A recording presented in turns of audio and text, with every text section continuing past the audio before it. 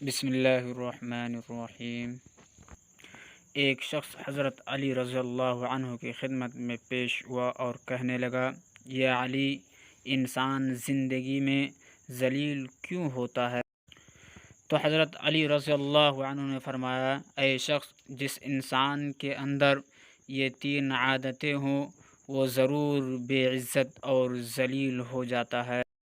پہلی عادت، جو فضول خرچ کرتا ہو۔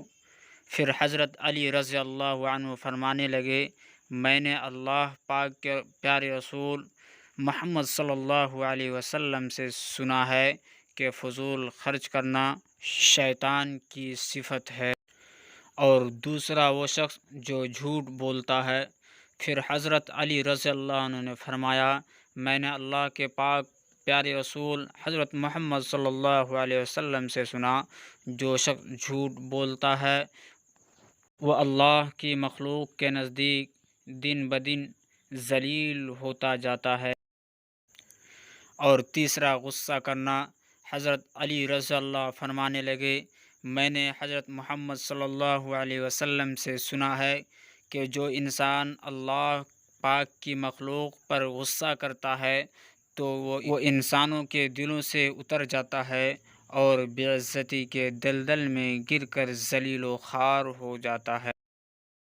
جس طرح چھوٹے چھوٹے سوراخ بند کمرے میں سورج کے طلوع ہونے کا پتہ دیتے ہیں، اسی طرح چھوٹی چھوٹی باتیں انسان کا کردار نمایاں کرتی ہیں۔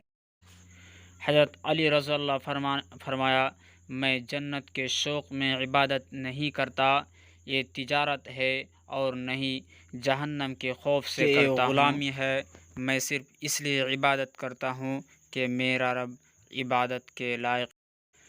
دوستی کا بھرم صرف وہی رکھ سکتے ہیں جن کے وجود میں سمندر جتنا دل ہو۔